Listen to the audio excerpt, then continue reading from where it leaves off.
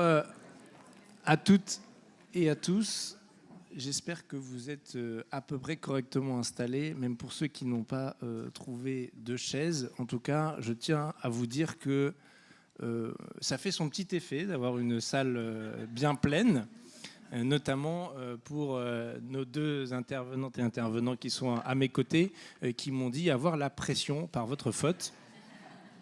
Sachez-le. Je racontais sous forme d'anecdote que dans une autre, pas une université d'été, mais un équivalent, on m'avait invité pour un débat sur la sécurité, un rassemblement de gens de gauche, et il y avait 15 personnes dans le public et 7 intervenants à la table.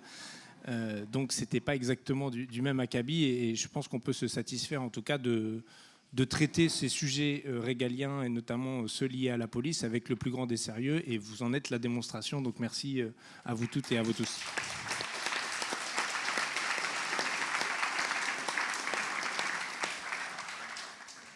Alors je vais présenter nos invités. D'abord Claire Dujardin qui est à ma droite et qui est l'ancienne présidente du syndicat des avocats de France, parce que eux ils votent tout le temps, ils n'arrêtent pas. J'ai jamais vu un truc pareil. Vous connaissez une présidente ou un président, vous tournez la tête, c'en est un autre. Et c'est pas qu'il y a des putschs, hein, c'est leur truc. Et ça tourne comme c'est pareil pour les bâtonniers, c'est insupportable. Voilà. Mais on a beaucoup travaillé avec le syndicat et avec Claire. Du coup, en l'occurrence, sous sa mandature, la mandature précédente, on continuera sous l'actuelle et on l'avait déjà fait précédemment. Et il faut dire qu'à chaque fois, on a beaucoup de choses à se dire avec le syndicat des avocats de France, parce que le gouvernement fait beaucoup de réformes sur les libertés publiques, le pénal et le répressif. Donc on a toujours plein de sujets, mais pas que aussi, puisqu'il y a aussi tout le volet civil et tout ce que font les avocats. Et ça peut être aussi les débats qu'on a eus sur... et là, on peut dire merci à la dissolution. Des fois, on dira merci à la dissolution quand même, notamment sur l'avocat en entreprise, qui est un texte perdu dans les limbes maintenant, et qu'on espère ne pas voir revenir de sitôt. Voilà. Et donc, Claire, je lui remercie de sa présence et au syndicat des avocats de France. Jérôme Durin, vous pouvez l'applaudir.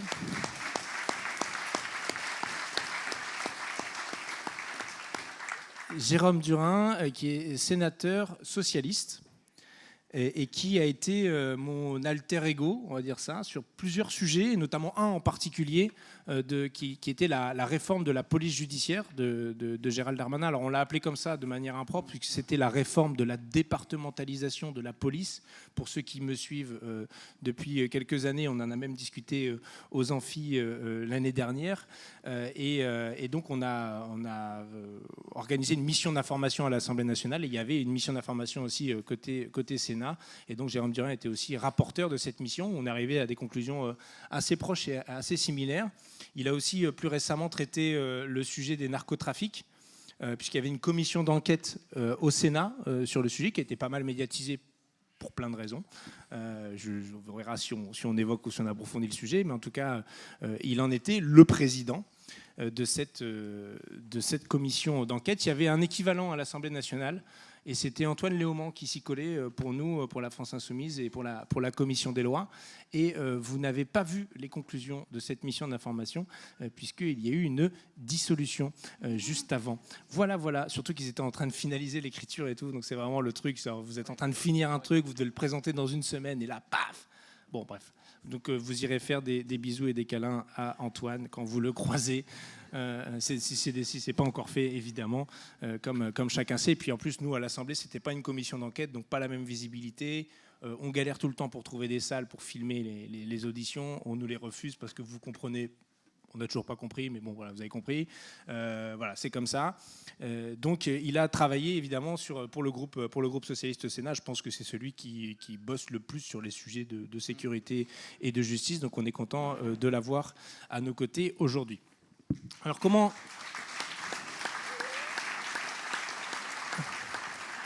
Ah oui, j'oubliais quand même une petite anecdote, je ne peux pas ne pas en parler, puisqu'il a pu passer une journée en immersion complète avec la Bravem. Brave. La Brave. C'était pas moto. Il n'est pas allé sur les motos, me dit-il, donc voilà. Et il me le doit beaucoup d'ailleurs, puisque... Mais c'est vrai, tout ça est parti d'une blague de ma part. Non mais vous vous souvenez plus, 1er avril, j'avais fait un poisson d'avril en disant que j'avais été invité pour faire une immersion d'une journée avec la Bravem. C'était le 1er avril. Et le préfet de police, il a dit chiche à minuit 30. Il était déjà le 2 avril. Donc je me suis dit merde, c'est pas une blague. Après, moi j'ai dit non, on va pas le faire. On a suivi la Brave. On en a fait deux documentaires sur ma chaîne YouTube, puisqu'on a refusé de faire l'immersion en tant que telle. Et Jérôme lui avait accepté le 1er mai. Voilà, c'est que des premiers de toute façon. Hein, voilà, c'est pas très compliqué. Donc, si vous voulez l'interroger à un moment donné ou à un autre, n'hésitez pas.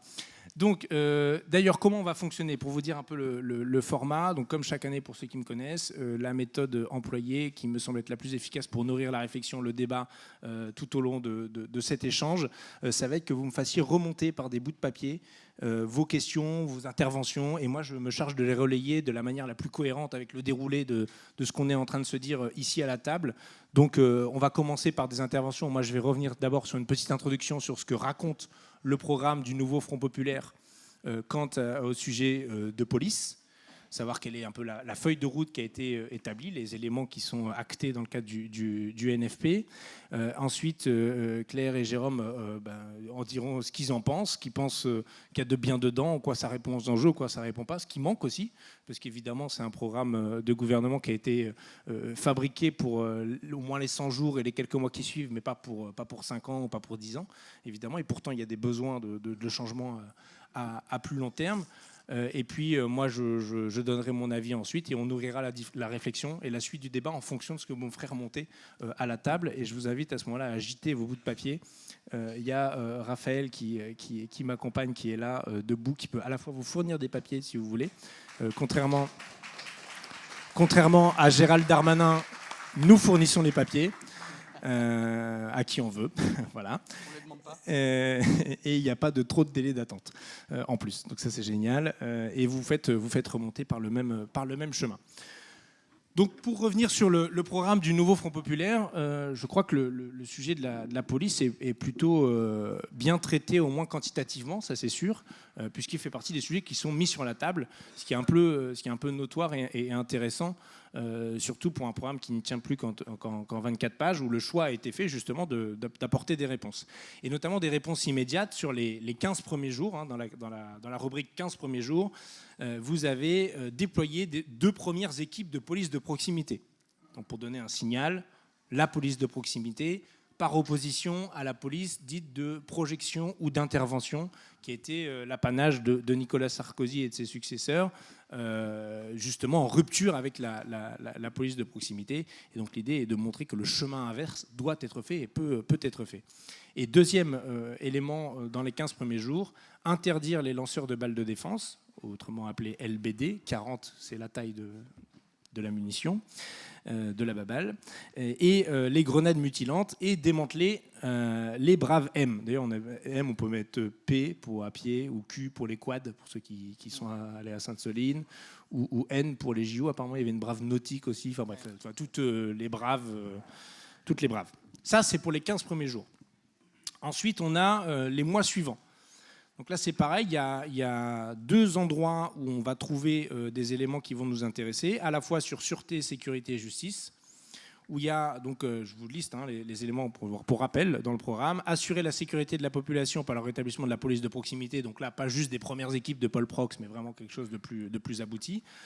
La suppression de la réforme Darmanin qui a affaibli la police judiciaire, donc celle dont je vous parlais tout à l'heure, pour laquelle Jérôme et moi avons rendu respectivement un rapport dans chacune des assemblées. Le maintien de l'ensemble des gendarmeries, l'augmentation des effectifs de police judiciaire, technique, scientifique, du renseignement et des unités en charge du narcotrafic, de la délinquance financière, du trafic d'êtres humains et de démantèlement des réseaux mafieux. C'est tout ce que fait d'ailleurs la police judiciaire, c'est juste pour développer un peu les axes principaux d'une police judiciaire sous un gouvernement du nouveau Front populaire. Ensuite, on a revoir et allonger la formation des policiers. Et ça a été mis dans le programme alors même qu'ils ont revu et allongé la formation des policiers avec Gérald Darmanin. Mais comme on était à 12, qu'on est redescendu à 9, qu'ils sont revenus à 12, on s'est dit qu'on pourrait quand même aller au-delà. Donc c'est aussi dans les propositions, puis parce qu'il y a un enjeu majeur sur le sujet de la formation initiale et continue d'ailleurs. Mettre en place un nouveau code de déontologie, supprimer l'IGPN et l'IGGN et les remplacer par un nouvel organisme indépendant rattaché à la défenseur des droits. Augmenter les moyens de la justice, bon ça c'est connexe mais c'est lié évidemment, pour garantir un traitement juste dans des délais raisonnables de l'ensemble des procédures, notamment par l'embauche de magistrats, greffiers, agents de la protection judiciaire de la jeunesse. Il y a aussi la question de la surpopulation carcérale, je passe parce que ce n'est pas le thème de notre conférence mais c'est un sujet évidemment.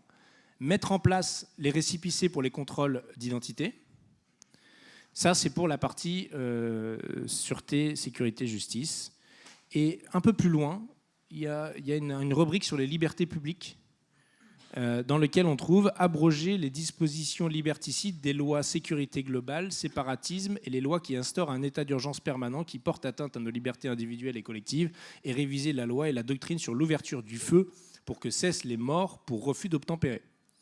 Il y a aussi, sujet qui est à la fois lié mais pas directement dans le thème, et interdire la reconnaissance faciale et évaluer de manière indépendante les dispositifs de vidéosurveillance en lien avec le défenseur des droits.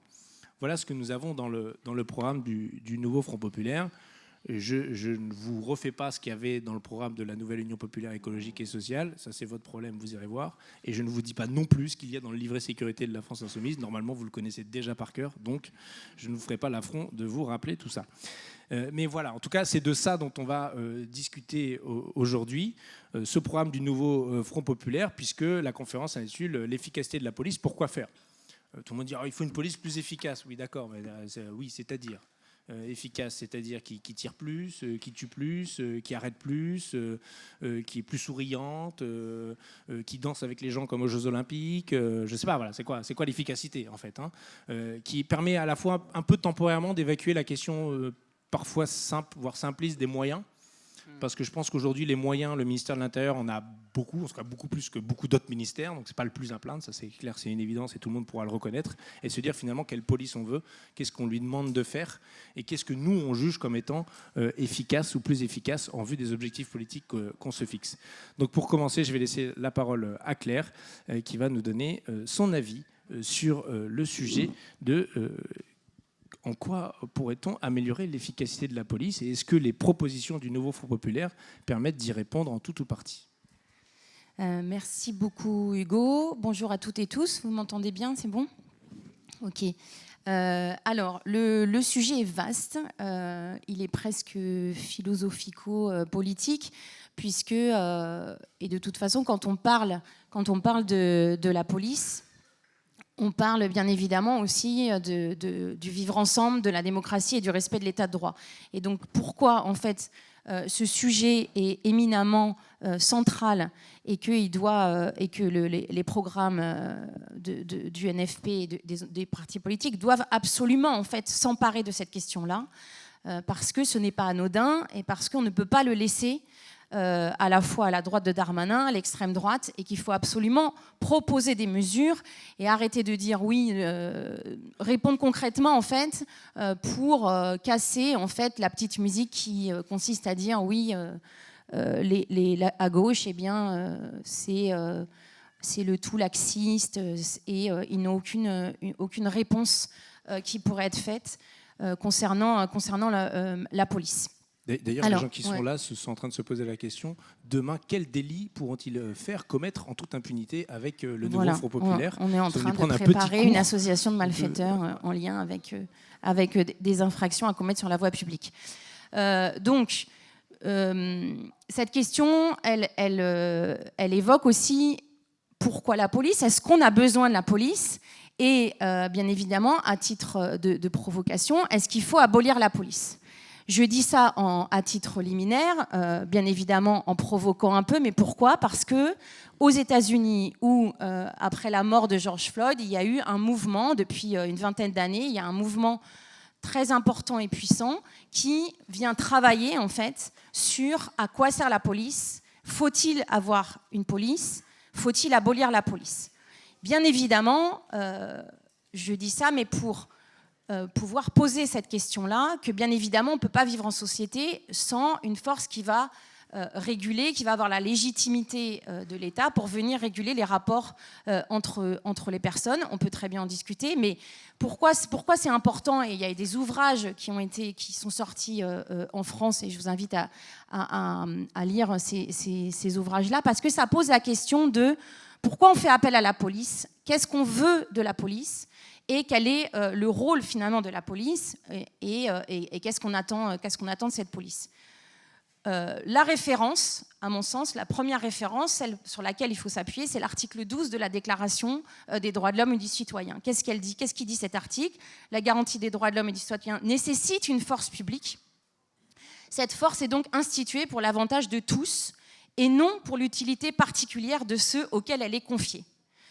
Donc, juste au travers en fait de ce texte-là, bien évidemment, on pose des tas d'autres questions sur une force publique, pourquoi, au service de toutes et tous, comment on fait pour assurer que cette police, elle soit au service de toutes et tous et elle ne soit pas au service d'intérêts particuliers. Donc ça, c'est les premiers axes en fait de réflexion qu'il faut, à mon avis, se poser. Bien évidemment, avant, après, pendant, le constat qu'on va faire et les propositions qu'on veut apporter. Mais il faut toujours avoir en tête qu'est-ce qu'on attend de la police et qu'on sorte en fait du tout répressif et du dès que j'ai un conflit, en fait, je vais appeler la police. Ou alors, la police, pourquoi on n'appelle plus la police? En fait, parce que la police, aujourd'hui, quand elle intervient, la plupart du temps, elle intervient de manière violente. Alors, bien évidemment, pareil, quand je parle de la police où il y a des violences policières, il faut aussi évacuer ce sujet-là. On n'est pas contre les policiers. En tout cas, moi, quand je déroule mon raisonnement, je ne suis pas contre les policiers individuellement. Je mène une réflexion pour dire qu'il faut ne pas être dans le déni et il faut en fait travailler sur l'institution policière, sur les différentes unités de police, de gendarmerie et surtout en fait sur l'ensemble de la chaîne pénale. C'est-à-dire qu'au départ, la police, elle intervient, mais derrière, on a aussi des donneurs d'ordre et on a aussi le système judiciaire, le parquet, le procureur de la République et les magistrats du siège et les juges judiciaires. Et donc, on a bien évidemment tout ça qui doit être pris en compte. Et donc, dans le programme sur la police-sécurité, il faut aussi l'inclure, en fait, comme le disait Hugo, dans le volet justice, puisque, bien évidemment, tout est lié, la réforme de la police nationale, mais aussi la police qui va intervenir dans un cadre législatif, par exemple le contrôle d'identité. Si la police, elle peut intervenir dans la rue pour contrôler l'identité, c'est parce qu'il y a un article du code pénal et parce qu'on la laisse contrôler l'identité sans justement la sanctionner parce qu'elle fait des contrôles discriminatoires. Si on laisse les unités spécialisées comme la BAC ou comme la BAVEM intervenir et ne pas les sanctionner, c'est aussi parce que le pouvoir judiciaire ne les sanctionne pas et parce que la loi le permet. Donc il faut aussi englober, bien évidemment, toutes ces questions-là. Et la dernière question aussi qu'il faut, en tout cas, l'observation qu'on doit avoir, l'élément qu'on doit avoir toujours en tête, c'est qu'au départ, en fait, la police,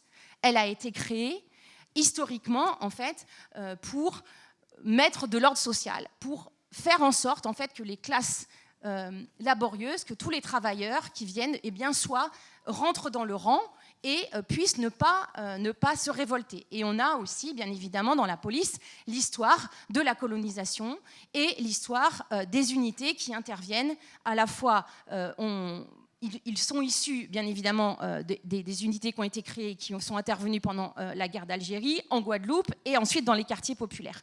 Donc il faut aussi avoir ça en tête que historiquement, culturellement, on est dans une institution qui est créée et qui a chevillé au corps cette histoire et cette culture.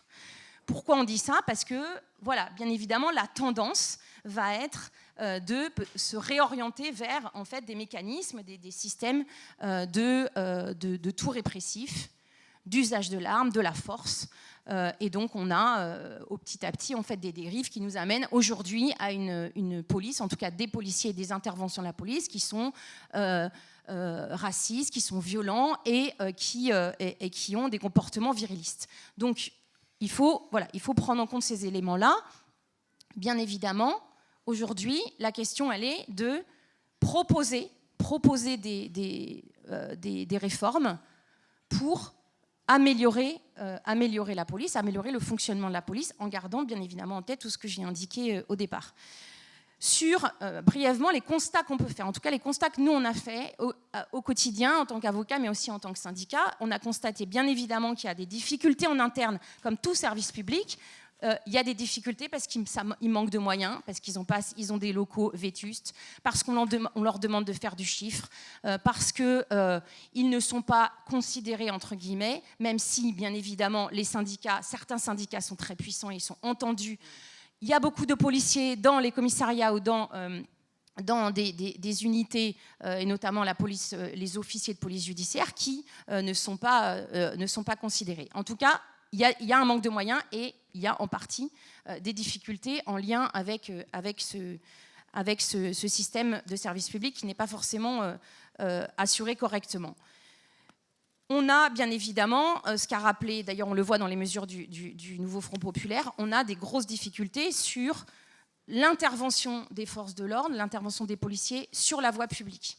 Et donc là, on a tout le problème des contrôles d'identité qui ne sont pas encadrés et qui peuvent se faire sur la base de l'article 78-2 du Code de procédure pénale, qui en fait permet de contrôler n'importe qui, n'importe comment, sans qu'il y ait un contrôle de ces contrôles d'identité.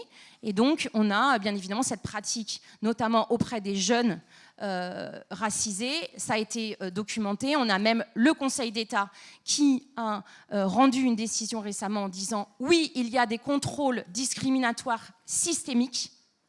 Oui, on rapporte la preuve que ce sont les jeunes racisés qui sont contrôlés 10 fois plus, 20 fois plus dans la rue. Mais pour autant, en fait, l'État on ne peut pas imposer à l'État de mener une politique différente. Donc on est vraiment en fait sur une décision catastrophique, en tout cas qui est très difficile à entendre, puisqu'on a le Conseil d'État, la plus haute juridiction administrative, qui dit « Ah bah oui, c'est vrai, il y a des contrôles aux faciès, mais on ne peut rien faire ».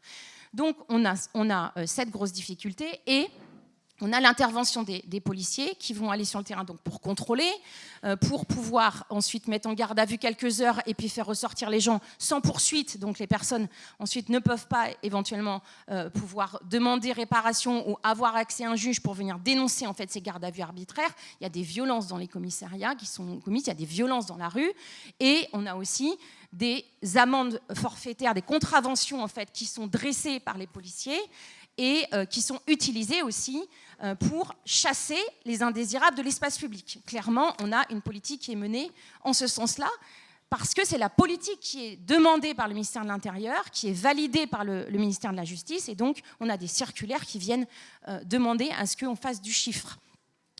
Et on a, bien évidemment, dans le cas des interventions des policiers sur le terrain, on a le problème des techniques d'interpellation, des techniques d'immobilisation, puisqu'on l'a vu, eh bien, il y a des morts dans le cadre d'interventions de policiers avec ces techniques-là, puisque eh bien, plusieurs personnes sont mortes étouffées du fait de techniques d'interpellation par les services de police. On a bien évidemment le problème de l'armement de la police, une police qui se militarise de plus en plus, qui a un arsenal d'armes hallucinant qu'on ne voit dans aucun autre pays en Europe. Récemment, vous avez le rapporteur spécial des Nations Unies, Michel Forst, qui a fait un rapport sur les doctrines de maintien de l'ordre et l'usage des armes et la répression des militants environnementaux partout dans l'Europe. Et il a indiqué la France est le pays qui est le plus répressif, le plus sévère au niveau de son maintien de l'ordre du fait de l'usage des armes et des techniques d'intervention. On a bien évidemment aussi le problème de l'usage massif d'outils de surveillance, ce qu'on appelle la technopolice, et l'usage là on l'a vu avec les JO, de drones. L'usage de la demande d'utiliser la reconnaissance faciale, les vidéos de surveillance automatisées. Et on a enfin une difficulté quant à la politique pénale qui est menée et l'indépendance du parquet. C'est-à-dire qu'on a un procureur qui dépend du garde des Sceaux, qui va appliquer les circulaires du garde des Sceaux et on l'a vu depuis le début de la mandature sous Macron, on a un garde des Sceaux qui est aux ordres, qui est le bras droit du ministère de l'Intérieur. Dès qu'il y a un événement, eh bien, il y a une circulaire qui est adoptée par le garde des Sceaux pour dire vous ferez preuve d'extrême fermeté et je vous demande de mettre en prison, de passer en comparution immédiate telle et telle personne. Donc voilà pour le constat. Ensuite, sur les propositions, bien évidemment, nous on rejoint les propositions qui sont faites dans le programme du nouveau Front populaire, puisque on a des associations, des syndicats, des collectifs, notamment après la mort de Naël, on a établi en fait des communiqués des tribunes pour dire qu'il faut absolument abroger la loi de 2017 sur la légitime défense pour ne pas permettre aux policiers d'avoir un permis de tuer dans le cadre des refus d'obtempérer, abolir et démanteler certaines unités, bien évidemment, notamment donc la Brave M, créer une autorité indépendante pour ne pas laisser à l'IGPN et à l'IGGN le contrôle de la police, puisque c'est une sorte de blanchiment en fait, des affaires, et on sait très bien que les rapports de l'IGPN et de l'IGGN viennent là pour soit ne pas identifier les auteurs, soit pour considérer qu'ils étaient en situation de légitime défense, encadrer les contrôles d'identité et mettre en place le récépissé du contrôle d'identité. C'est un combat que mène le SAF depuis de nombreuses années, et avec cette décision du Conseil d'État, on reste un peu sur notre faim, mais c'est quelque chose qu'il faut absolument mettre en place. Il y a un travail plus ou moins qui a été mené entre le Conseil national des barreaux et l'IGPN sur ces contrôles d'identité, mais on sent bien que la police ne peut pas toucher à cet article 78.2 qui lui permet d'intervenir. Et donc, bien évidemment, aussi l'armement et les techniques d'immobilisation. Je vais terminer, puis on débattra sur tous ces points-là, mais je voulais aussi indiquer que si la police aujourd'hui, elle est dans cet état, si la police est extrêmement, aujourd'hui en tout cas, les unités de police et certains policiers sont extrêmement violents, qu'on est dans un état de violence d'État particulièrement élevé, avec des années et des années de répression, de violence de la part dans les quartiers, dans les manifestations. On est dans cet état parce que le pouvoir politique l'a permis, parce qu'on utilise ces unités de police au service de l'État. Et pour paraphraser ce qu'a indiqué Michel Kokorev dans son livre, que je vous invite à lire, sur violence policière, généalogie d'une violence d'État, qui rappelle un peu d'où vient la police et toutes les séquences qu'il y a eu. L'hostilité à l'égard de la police est le produit de pratiques de l'État, renvoyant à tout un héritage colonial et postcolonial, pour mettre en perspective la violence d'État qui s'est déroulée depuis 2016, mais bien avant également, et qui provoque une sorte de retour du refoulé. Et donc pourquoi aujourd'hui on a un niveau de violence tel dans la société, c'est aussi, et en grande partie, parce qu'on a laissé la police atteindre un niveau de violence particulièrement élevé. Merci. Merci Claire. Alors c'est bien, par ton intervention, tu as répondu à beaucoup de gens qui avaient posé des questions sur des papiers, notamment sur comment ça se fait qu'on est arrivé à ce niveau de violence et où on en est sur la surenchère. Pour faire un petit point des interrogations du public, Jérôme, avant que tu ne prennes la parole, pour peut-être t'indiquer les attentes des uns et des autres, il y a quand même un petit sujet au-delà des mesures qu'on propose, c'est comment on fait avec les syndicats de police qui sont là en place. Est-ce qu'il y a des syndicats de gauche sur lesquels on peut s'appuyer? Comment on fait avec autant de policiers qui votent à l'extrême droite? Voilà, bon, c'est les sujets qui se recoupent avec le niveau de formation qu'on connaît. Il y a une question qui dit présence d'un psy lors des entretiens d'embauche. Il y a un psy lors des entretiens d'embauche. Donc c'est vous dire que c'est un peu plus compliqué que ça. Voilà, je mets volontairement en partie de côté les questions qui ont le trait au fonctionnement du système judiciaire, même si c'est connexe. Si on veut pouvoir développer sur les aspects police, on va essayer de pas trop s'y attarder, même s'il va y avoir un sujet police judiciaire, et du coup l'institution judiciaire, l'autorité judiciaire en face et l'articulation entre les deux, ça c'est une question. On blaguait en aparté parce que, enfin blaguer, c'est pas une très bonne blague finalement, parce que Claire disait juste avant que qu'il y avait les circulaires de politique pénale, que le garde des Sceaux, Dupond-Moretti, se passe un truc, il dit au procureur de la République « Ouais, maintenant, il faut être super sévère sur ça ». Alors on pourrait se dire, de toute façon, les juges, ils sont indépendants, donc ils s'en cognent. Ah non, c'est pas comme ça que ça marche exactement. Mais ceci est une autre histoire. Il y a eu des conférences par le passé aux amphis sur le sujet, mais du coup, je disais à Jérôme que en fait, ce serait même déjà super chouette que la politique pénale soit conduite vraiment par Dupond-Moretti et les procureurs de la République.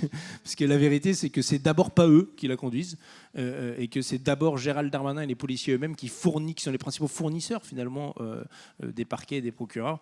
Et donc quand Gérald Darmanin fait ses opérations place nette, c'est lui qui conduit la politique pénale et qui est subi par les procureurs de la République. Et quand je dis subi, je pèse tout à fait mes mots. C'est le cas, c'est formellement le cas. C'était d'ailleurs une embrouille à Marseille avec le procureur qui s'en est plaint, qui s'est fait disputer, s'est fait gronder par Éric Dupond-Moretti. Et du coup, Éric Dupond-Moretti s'est ensuite fait gronder par le Conseil supérieur de la magistrature, parce que normalement, il n'est pas censé faire ça. Mais comme ils étaient venus avec le monarque, tout de suite, ça prenait une autre... Le monarque, c'est Emmanuel Macron, hein, si vous n'avez pas... Okay. Ok, vous saviez, d'accord. Et donc voilà. Donc c'est aussi ces problématiques-là qu'on a à traiter, qui intéressent le public, même si peut-être qu'il faudra à un moment donné, on y reviendra sans doute par la suite pour creuser. Je vais te laisser développer ton propos, mais sur la police de proximité, il y a beaucoup d'interrogations évidemment sur ce que c'est une police de police de proximité. Il y en a qui se disent pourquoi on ne supprimerait pas complètement la police nationale pour mettre que des polices municipales. Voilà, moi j'ai un avis sur le sujet. Et est-ce qu'on ne se passerait pas complètement de la police ? En tout cas, est-ce qu'on ne ferait pas en sorte de régler une partie des conflits différemment et que ce ne soit pas forcément la police qui soit en charge de régler, qui soit le bon outil en tout cas pour régler une partie des conflits sociaux ou de voisinage ou de quartier. Voilà, je te laisse la parole, Jérôme. Merci Hugo, bonjour à tous, merci pour votre invitation et très impressionné par cette présence nombreuse. Claire Dujardin a abordé le sujet de manière juridique, philosophique. Moi, je vais revenir sur un sujet plus politique, même si c'était très politique, en disant qu'effectivement, puisque la commande qui a été passée, c'est que dire de ce programme sécurité-justice du NFP, qu'il est bon. Comme Hugo a décrit quelques-unes des mesures, je vais plutôt chercher à les expliciter plutôt qu'y revenir de manière cursive. D'abord, je veux dire que c'est une question extrêmement politique que celle de la sécurité. C'est une arme anti-RN, parce que la sécurité, c'est une valeur de gauche. La sécurité, c'est une valeur de gauche. Et ceux qui sont le plus souvent victimes dans la société, c'est ceux qui sont en bas de l'échelle sociale. Le narcotrafic, il prospère dans les quartiers, il prospère partout maintenant, mais ceux qui sont victimes, c'est souvent les plus démunis. Donc quand on est sur le sujet de la sécurité, on n'est pas en infraction avec des valeurs de gauche, on est au contraire en défense d'une valeur essentielle dans la société. Et c'est un sujet électoral, parce que ceux qui sont dans l'angélisme à dire c'est pas assez bien pour nous, on ne peut pas être dans le déni d'une demande de sécurité de gens qui ont besoin de leur bagnole pour aller bosser et qui ne supportent pas qu'elle ait cramé la nuit ou qui ne supportent pas de ne pas pouvoir vivre normalement dans un quartier parce qu'il est sous la coupe des narcos. Donc je veux le dire parce que c'est un sujet qui me paraît extrêmement important. Deuxième approche politique, la sécurité, c'est un service public. Et nous, on est pour les services publics. Donc, on défend l'éducation, on défend la santé, on défend une quantité de services publics. Il n'y a pas de raison que les questions de sécurité, elles échappent à cette logique du service public. Et ça me paraît extrêmement important parce que dès qu'on pose la question en ces termes-là, on sort d'une logique qui a été décrite sans qu'elle soit explicitée comme telle par Claire, c'est que la police de la République, c'est pas tant la police de la République que la police du prince. Et dans notre société, on a une police qui est une police du monarque. Et donc, du coup, elle est hors champ démocratique, elle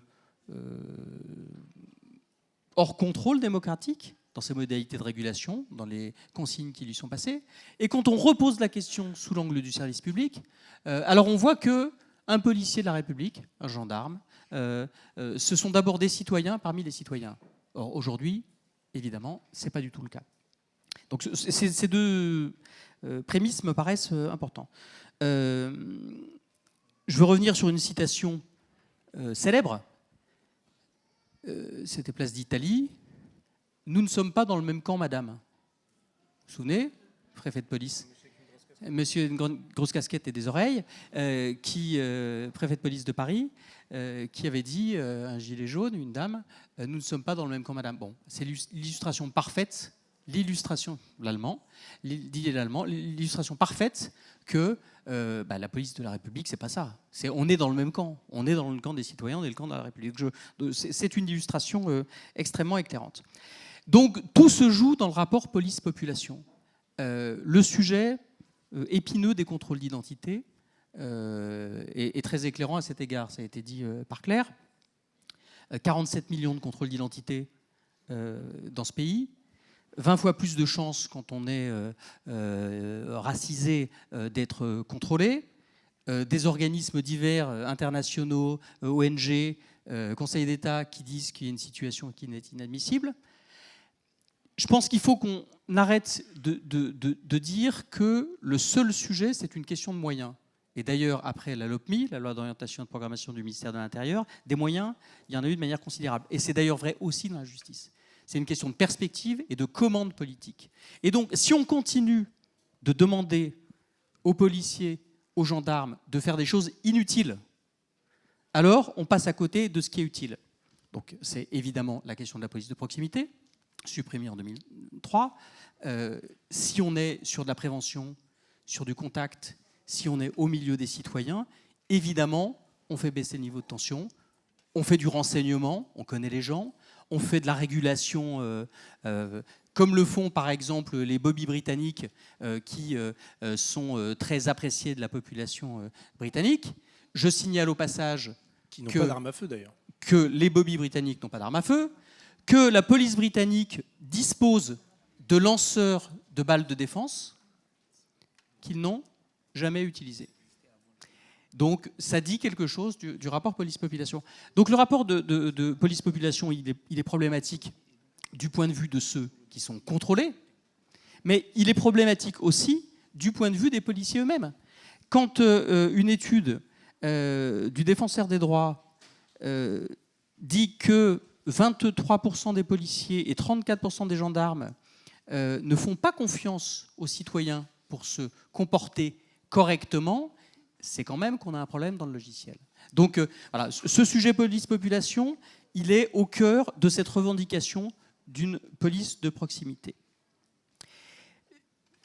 Ensuite, il y a la question de l'efficacité qu'a très bien posé Hugo dans son introduction. C'est quoi l'efficacité de la police? Et évidemment, on tombe sur les dérives sarkozystes ou darmaninesques, je ne sais pas quel est l'adjectif, de la politique du chiffre. Je viens de présider la commission d'enquête sur le narcotrafic. C'est extrêmement intéressant de voir ce qu'on peut faire sur le narcotrafic. Alors, on y reviendra si vous le souhaitez, mais il y a deux façons de dire les choses. Le narcotrafic, il faut légaliser, ça résout tout. Ça n'est pas ma conviction. Ou alors on peut dire, comme les ministres, les consommateurs, c'est du Pomboretti, les consommateurs ont du sang sur les mains, c'est de leur faute. Et donc du coup, si on dit ça et qu'on pénalise la consommation, qu'est-ce qu'on fait? Forcément, on fait des opérations place nette. Et les opérations place nette, c'est quoi?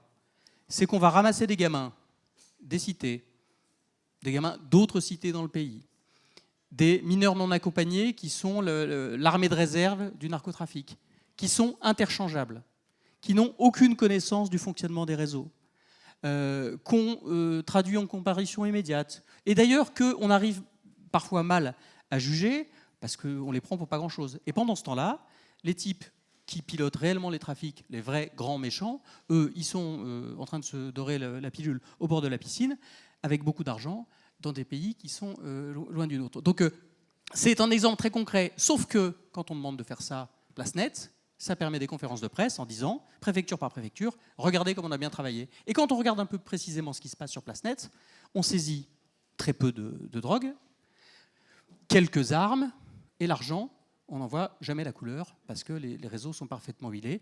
Et que c'est de la faute des magistrats qui n'ouvrent pas assez d'enquêtes pour blanchiment. Non, c'est pas ça qu'il a dit, Gérald? Et alors, très bonne incise d'Hugo. Autre sujet sur la misère des moyens, c'est qu'on a un problème en termes d'efficacité, de compétences. Quand vous voyez un préfet d'un département et que vous lui posez la question « c'est quoi vos moyens sur le narcotrafic ?», il vous dit « moi j'ai 700 gars, j'en ai 20 sur le narcotrafic, j'en ai aucun sur les compétences économiques et financières ». Or, vous avez compris, vous le savez, pour démanteler un réseau, il faut que le poisson pourrisse par la tête, il faut aller choper les généraux, ceux qui pilotent les trafics, et pas seulement les fantassins, les petites mains, qui sont souvent dans un état de semi-esclavage, d'ailleurs, la réalité est quasi celle-là, et on n'est pas outillé pour ça. Réforme de la police judiciaire. Quelle est la difficulté de la réforme de la police judiciaire ? En fait, ça conjugue les deux difficultés que je viens de citer. Un, on remet la police judiciaire, qui a plein de défauts. Elle a plusieurs défauts, la police judiciaire. D'abord, ils ne sont pas nombreux. Donc, dans le concert syndical, au sein des 160 000 policiers, ils pèsent rien. Donc, si on veut leur faire la peau, tous les autres disent on n'a rien à cirer, c'est pas nous, pour nos moyens, à nous, on sera bien servi. Jérôme, c'est d'ailleurs ce qui s'est passé et la raison pour laquelle il y a l'Association nationale de police judiciaire qui s'est créée parce que les syndicats ne faisaient rien pour les défendre, qui a, on va dire, syndiqué sans le dire vraiment, l'essentiel des effectifs de police judiciaire et que le ministre n'a jamais voulu recevoir. Il a fini par les recevoir à un moment donné avec son cabinet, etc. Mais parce qu'il y avait ce défaut de représentation. On a eu la même problématique pour les nuiteux, ceux qui travaillaient de nuit, puisque comme ils sont là la nuit, ben, ils ne sont pas là le jour. Voilà. Donc forcément, pour avoir les délégués syndicaux qui ne sont pas là la nuit, bon, voilà, vous avez compris que ceux-là étaient moins nombreux et d'où il y a eu plusieurs fois des mouvements comme ça, des invisibles à l'intérieur de la maison police. Donc quand on fait la peau à la PJ, c'est pas grave vis-à-vis des policiers parce que c'est pas un corps électoral intéressant pour les syndicats. C'est pas grave du point de vue du ministre de l'Intérieur parce qu'un type qui fait des enquêtes au long cours, ça ne se voit pas. Ça ne produit pas de statistiques hebdomadaires et mensuelles. Je peux reciter Gérald Darmanin ? Je t'en prie. S'il a dit des trucs si on est vraiment obligé de le faire, vas-y. Non, mais il a dit que l'inefficacité publique en matière de lutte contre les trafics était due aux enquêtes complexes et de long cours. Il a assumé de dire ça devant toi, devant votre commission d'enquête, en disant c'est ça le problème, quoi. Le problème, c'est les enquêtes complexes parce que c'est inefficace, ça n'apporte pas de résultats. Alors que nous, on a 1200 pages de rapports qui documentent que la seule façon de mettre fin au narcotrafic, c'est de taper en haut, c'est d'avoir des saisies d'avoirs criminels, c'est de taper au portefeuille, c'est de savoir comment l'argent est blanchi localement dans des entreprises, parfois de sécurité, je le dis au passage. J'y reviendrai dans 2 secondes s'il me reste un petit peu de temps. Voilà, donc les défauts de la PJ, c'était ça. Et pour qu'on soit tout à fait sûr que ça marche bien, pour éviter d'avoir des gars qui étaient considérés comme des divas à faire des enquêtes pour leur plaisir et qui ne produisaient pas de chiffres, on les a mis sous l'autorité du préfet. Police du Prince, on y revient. Et donc, du coup, incapacité d'aller vraiment chercher les informations au fond. Sujet que je voulais aborder aussi, c'est la question de la technologie. Je représente le Sénat à la CNIL, j'ai bossé sur la vidéosurveillance, la reconnaissance faciale, et je suis membre du comité d'évaluation de la vidéosurveillance algorithmique. Face à un certain angélisme, parfois à gauche, du type la sécurité, c'est pas notre truc, on a en face une droite qui, elle, veut toujours taper dur. À la limite, c'est une option politique, philosophique, très bien. Le seul problème de cette affaire-là, c'est que ça marche pas. C'est que ça ne marche pas. Et que sur tous les sujets, la droite nous proposera toujours plus de caméras, plus de technologies, dont malheureusement, et sans entrer dans des souvenirs douloureux, on sait que cette technologie elle ne produit pas de résultats. Parce que, par exemple, on nous dit, le point Godwin de la discussion sur la technologie en matière de police, c'est le terrorisme. Il faut qu'on ait des outils pour lutter contre le terrorisme. Et quand vous auditionnez les gens de la DGSI, les services de renseignement, ils nous disent mais nous, on n'en a rien à cirer, mais nos gars, on les connaît. Il y a peut-être 17, 20, 25, 38 gars qui sont dangereux dans le pays, et on les connaît, on n'a pas besoin d'avoir des caméras. Et d'ailleurs, les quelques événements douloureux à Nice, qui est la ville la plus dotée de France en matière de caméras, ou pas loin, n'ont pas été empêchés par cette technologie. Donc je pense qu'il faut qu'on soit extrêmement vigilant parce que la tentation de la technopolice ou du technosolutionnisme, elle est toujours à nos portes, et je pense que dans le programme du NFP, on revient bien sur ce sujet-là. Je dois être un peu long, donc non, ça va, t'es encore dans les temps. Dernier point qui me paraît extrêmement important, et qui passe un peu sous les radars, c'est la police de la République jusqu'où ? C'est quoi la police de la République ? Je lisais un papier là, dans Philosophy Magazine, un dossier sur les États-Unis, où le philosophe interrogé disait je m'inquiète, je pense que l'armée peut être un pôle de stabilité dans l'élection et que ça peut favoriser les démocrates, machin. En revanche, je suis assez inquiet des polices et de l'influence politique qui peut être celle des responsables locaux sur les polices locales. On a eu un texte qui a promu le continuum de sécurité. C'est-à-dire la police de la République, c'est la police nationale, c'est les polices municipales, c'est des entreprises de sécurité privées. Je pense que ce sujet-là, il est extrêmement susceptible d'ennuis à venir. Pour la simple raison que, même si on est pour la décentralisation en disant on peut éventuellement gérer mieux les choses localement, et la plupart des élus qui sont à la tête de police municipale, ils essayent de faire bien le boulot. Ils veulent former leurs gars. La difficulté quand même, c'est que l'extension du champ des compétences des polices municipales, sans limite, il y a 20 ans, personne ne voulait de caméras. Maintenant, il y en a partout. On est obligé de mettre des caméras. Les polices n'étaient pas armées. Il y a encore des endroits où il n'y a pas de police municipale. Aujourd'hui, on dit on est obligé d'armer les polices. Pourquoi ? Parce que, vous comprenez, mon voisin l'a fait. Donc moi, si je veux recruter des gars, je suis obligé d'avoir des armes. Et si je veux recruter d'anciens policiers, comme ça arrive souvent, d'anciens gendarmes, ils ne viendront pas s'ils n'ont pas d'armes. Donc cette course en avant, cette fuite en avant, qui amène parfois d'ailleurs à avoir des collaborations sur le terrain entre la police nationale et les polices municipales, avec des syndicats dans la police qui ne sont pas tous progressistes, si on mêle ça, je pense qu'il y a grand péril pour les citoyens de ce pays à ne plus avoir une police de la République avec des valeurs régaliennes, des valeurs républicaines, mais des petits bouts de police avec des élus ici très à droite ou à l'extrême droite qui auront des polices municipales surdotées, suréquipées, parfois mieux d'ailleurs que la police nationale, et une espèce de peau de léopard au niveau national, où finalement l'égalité des citoyens, et on revient au début de la conversation, l'égalité des citoyens devant la sécurité ne sera plus assurée. Voilà, donc moi, c'est quelques éléments qui sont des éléments de diagnostic politique qui me font dire que ce qu'on a mis dans ce programme du NFP est extrêmement utile en matière de sécurité, qu'il faut l'assumer comme un service public, comme une exigence de gauche, et qu'il va falloir tenir bon parce qu'il y a des corporatismes, et sur la question des syndicats, c'est vrai qu'il y a une forme de cogestion dans cette boutique, où le ministre de l'Intérieur, il est premier devant ses troupes, mais il est des fois un peu derrière, parce que c'est une grosse machine. Et par exemple, c'est ce qui explique, et je terminerai, ça sera mon dernier mot, que pendant de très nombreuses années, les policiers eux-mêmes, ils ont préféré gérer la boutique en assurant les indemnités, les rémunérations, plutôt que d'avoir du matériel à niveau. C'est un choix politique de niveau de dotation, mais quand on demande leur avis aux policiers, ils disent on préfère être mieux payé qu'avoir une bagnole. Et à la fin, on nous dit nos bagnoles, elles ne fonctionnent pas. Voilà. Donc c'est un sujet un peu anecdotique par rapport à l'ensemble, mais globalement, je pense qu'il faut tenir bon et qu'on a un combat puissant à mener sur ces questions. Merci Jérôme.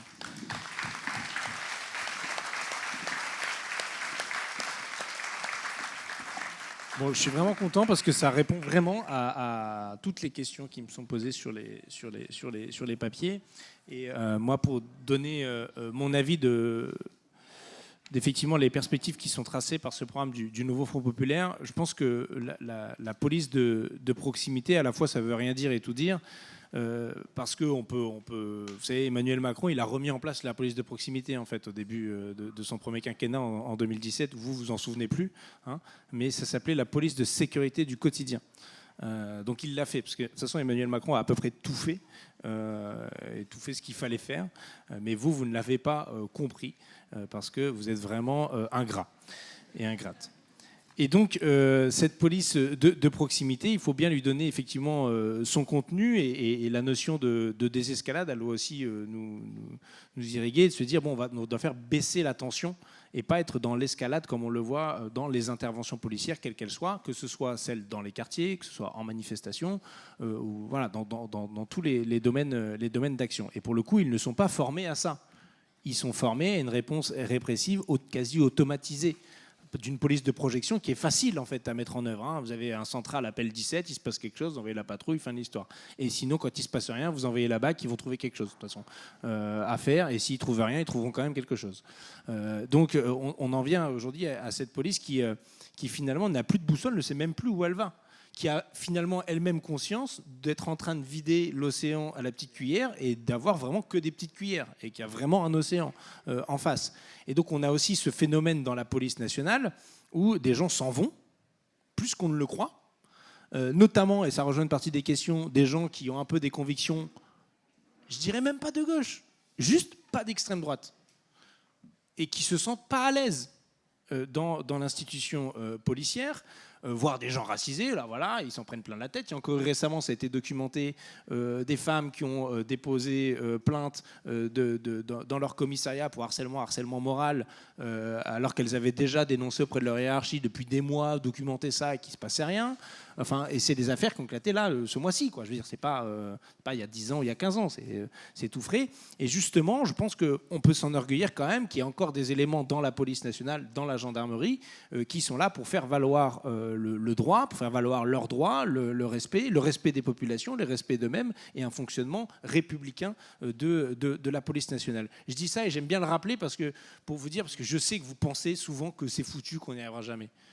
C'est vrai que ça donne cette impression-là quand vous regardez ce que déclarent les syndicats majoritaires, notamment Alliance Police Nationale, mais pas que, parce que je ne veux pas dire que SGP Police et FO des fois sont vraiment pas en reste, sur des déclarations qui sont très, très limites. Ils avaient fait manifestation commune devant l'Assemblée nationale, je vous le rappelle, pour mettre en cause la justice, qui est un problème démocratique un peu fondamental, étant entendu qu'ils voulaient rendre justice eux-mêmes. C'est ça le fond, la pensée. La justice est défaillante, on veut rendre justice nous-mêmes directement, donc il y a plein de manières de rendre justice par soi-même, et tirer avec son arme à feu lors d'un refus d'obtempérer est une manière, consciente ou inconsciente d'ailleurs, peu importe, mais de valider ce schéma.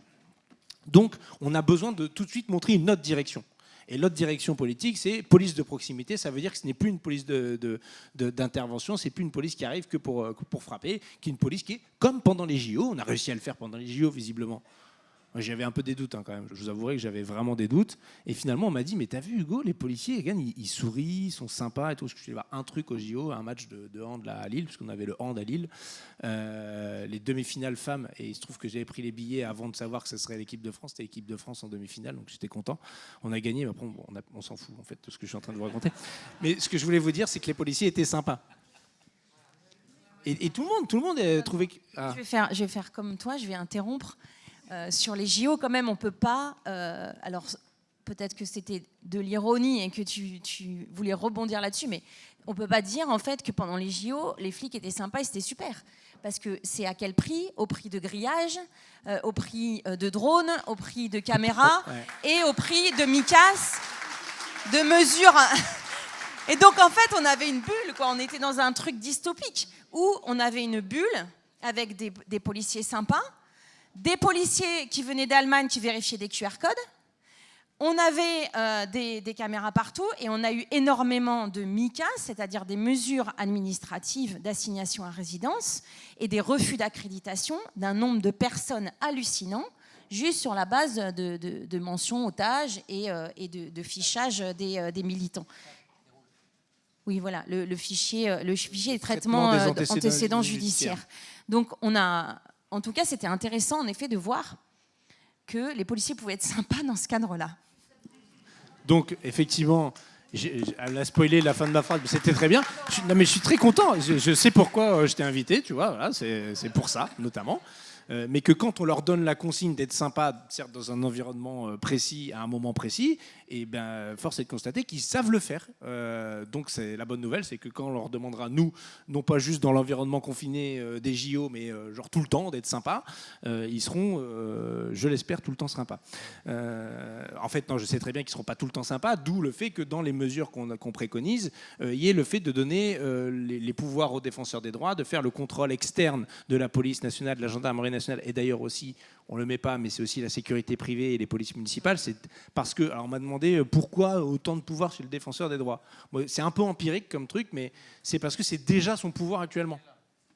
Le défenseur des droits existe déjà, il a déjà ce pouvoir de contrôle externe, juste il n'a aucun pouvoir de sanction qui lui est accaparé d'un point de vue administratif par l'IGPN ou l'IGGN, et donc le ministre de l'Intérieur en tant que tel, puisque c'est lui l'autorité hiérarchique de ses effectifs, soit par l'autorité judiciaire en matière pénale, évidemment. Il ne s'agit pas de reprendre le pouvoir à l'autorité judiciaire, ce n'est pas ça le sujet, mais qu'au moins sur toute la partie administrative, ils aient le pouvoir de sanctionner, et que l'IGPN et l'IGGN, moi je ne sais pas pourquoi on les supprime intégralement, en fait, en réalité, on ramasse la formule comme ça, mais je veux dire qu'ils fassent une inspection localement pour savoir si le budget il fonctionne bien, qu'ils ont bien dépensé comme ils devaient le faire, ou si les normes des cellules de garde à vue sont respectées, ça ne me pose aucun problème. C'est pas ça mon sujet.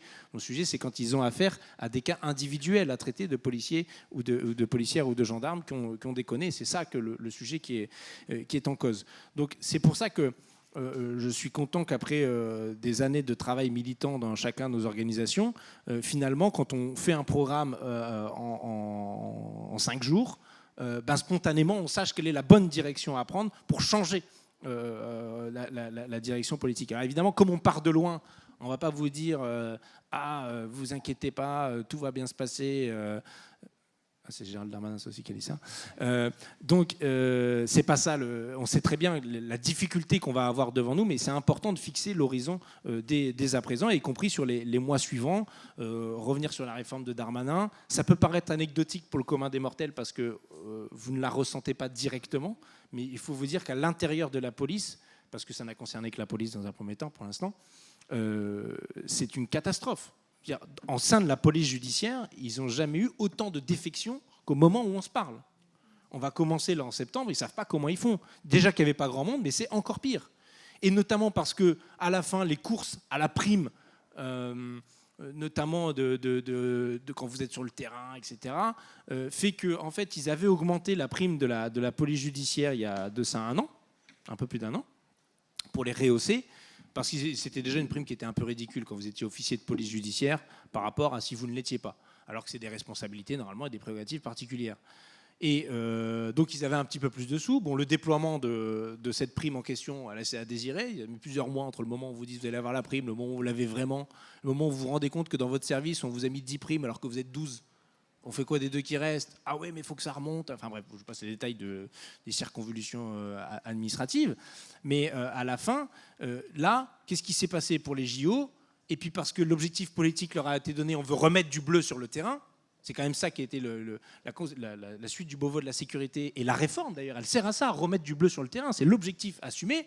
Les policiers de voie publique représentés très massivement et majoritairement, parce que ce sont les plus nombreux par alliance SGP Police et Fonds, on dit OK, mais il faut des thunes. Donc ils ont une prime voie publique augmentée. Conséquence de quoi? La différence entre être sur la voie publique ou officier de police judiciaire, aujourd'hui, c'est devenu 20 ou 30 balles. Je ne sais plus le chiffre exact, mais c'est l'ordre d'idée, quoi. Donc qu'est-ce que vous allez vous casser la tête? Exactement. Qu'est-ce que vous allez vous casser la tête à faire de la police judiciaire pour 20 € de plus, alors que vous n'avez pas des horaires fixes, puisque vous le faites en fonction des enquêtes que vous allez faire. Hein, vous avez déjà vu des films policiers, j'imagine. Hein, vous avez vu que les criminels, ils passent pas un coup de fil en disant « Attends, je vais faire un truc là, est-ce que tu es au boulot ?»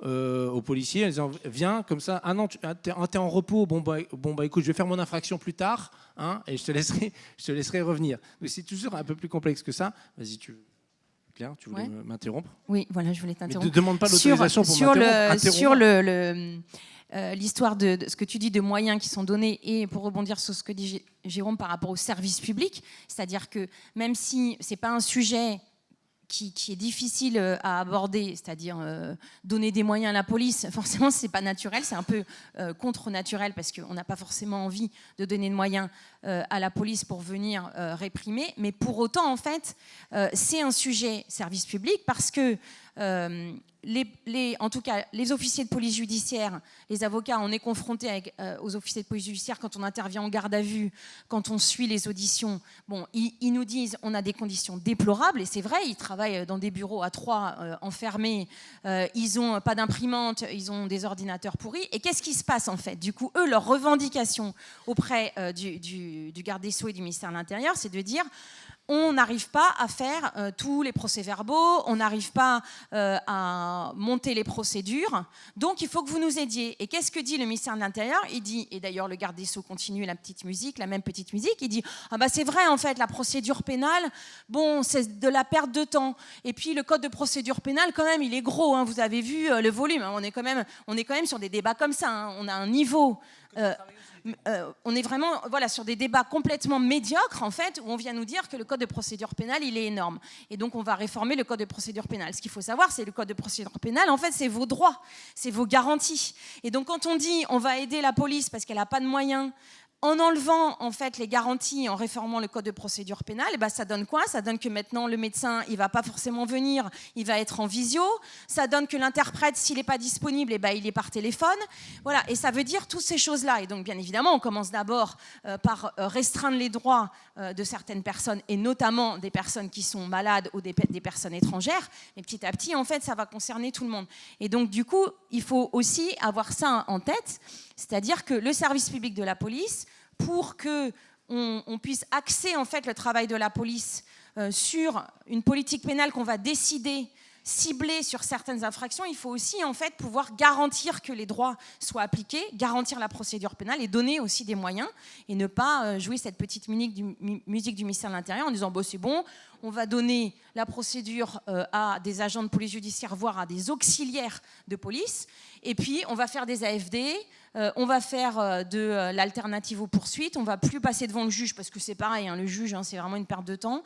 Et donc du coup, vous voyez, voilà ce que ça déroule. Et donc il faut aussi, nous aussi, faire attention à ça et à vraiment mettre l'accent sur ce volet-là. Je voulais là-dessus ajouter un mot sur la question des moyens. On disait tout à l'heure, je l'ai dit, il y a eu un effort sans précédent avec Darmanin et Dupond-Moretti sur les moyens de la police et de la justice. C'est vrai. Et d'ailleurs, quand moi je suis allé avec le rapporteur de la commission d'enquête présenter nos réflexions sur le narcotrafic, Dupond-Moretti m'a dit c'était pas très agréable déjà, mais qu'est-ce que vous voulez que je fasse? Je viens d'avoir des moyens sans précédent, vous voulez que je redemande de l'argent? Alors même qu'on venait de dire les finances de l'État sont à sec, il faut serrer les robinets, vous voulez qu'on redemande de l'argent? C'est pas raisonnable. La réalité quand même, s'il y a une chose dont je peux témoigner depuis cette commission d'enquête, après toutes les auditions, les visites qu'on a faites, c'est une détresse de terrain. Quand on voit des flics, parce que les moyens, quand on passe du temps à faire des choses qui ne servent à rien, on ne fait pas les choses qui sont utiles. Les investigations, c'est typique. Envoyer des policiers sur le terrain, emmerder des gamins, parce que ça fait plaisir, parce que ça fait du chiffre, c'est autant de temps de travail qui manque sur des investigations au long cours. Et donc, ou juste sur les dépôts de plainte des gens. Ou sur les dépôts de plainte des gens. Donc, cette ventilation des moyens, c'est extrêmement important. Et c'est pareil côté justice. Quand vous avez un président de tribunal, pas très loin d'ici, qui nous dit la cote d'alerte est déjà dépassée, on juge en comparution immédiate des actes de barbarie, des choses qui mériteraient qu'on y prenne du temps parce que c'est grave et qu'on n'a pas le temps de le faire. Ou qu'on fait des AFD, revenons sur les AFD, les amendes forfaitaires délictuelles, c'est une trappe à arbitraire et à discrimination. Ça permet aux policiers, c'est judiciaire, mais c'est quasi infrajudiciaire, on ne va pas dans le juge, c'est pas susceptible d'appel, c'est inscrit au casier, c'est facile de faire de l'AFD, d'emmerder des mômes et de les choper 3 fois dans la rue en leur disant tu es dans un hall d'immeuble. Quand on fait ça, forcément, on ne fait pas autre chose. Et par ailleurs, c'est un outil qui contribue à la dégradation du climat police-population. Et en plus, en termes d'efficacité, puisqu'elle est chère à Hugo, l'efficacité financière des AFD, c'est que dalle. En gros, ça rapporte 15 à 20% du produit attendu. parce que ça marche pas. Donc voilà, il y a vraiment des outils. Il y a une détresse quand même de la première ligne. On a beaucoup parlé de la première ligne pendant le Covid. Il y a aussi dans ce service public de la sécurité et de la justice des gens qui sont en première ligne, qui en bavent, qui voient passer des choses graves, qui n'ont pas les moyens de traiter. Et je pense que c'est aussi notre responsabilité pour la société, pour eux, pour les habitants, pour les victimes, de leur donner les moyens de faire ça comme il faut. Exactement, et ça revient à une question qui était posée de savoir comment faire en sorte qu'on soit un peu, je ne sais plus comment c'est formulé, mais limite qu'on soit un peu plus aimé par la police dans ce qu'on raconte dans nos discours et dans nos propositions politiques, quoi. Bon, alors, moi je ne cherche pas à être aimé par la police ou par les policiers, je n'ai pas ce genre de relation avec la police. Mais ce qui est sûr, c'est que l'objectif aussi, c'est pour nous que ce programme politique améliore les conditions de travail des policières, des policiers et des gendarmes. Voilà, ça nous semble être une évidence. Bien sûr, évidemment, ça ne saute pas aux yeux pour Alliance Police Nationale. Ils ne l'ont pas encore remarqué. Et je ne sais pas si c'est eux qu'il faut vraiment convaincre. En tout cas, là, tout de suite, là, maintenant, à très court terme. Ce qu'il faut convaincre, c'est les Françaises et les Français qui votent pour nous aux législatives, aux présidentielles, et pour ensuite gouverner le pays, et qu'on n'ait pas Macron qui nous fasse...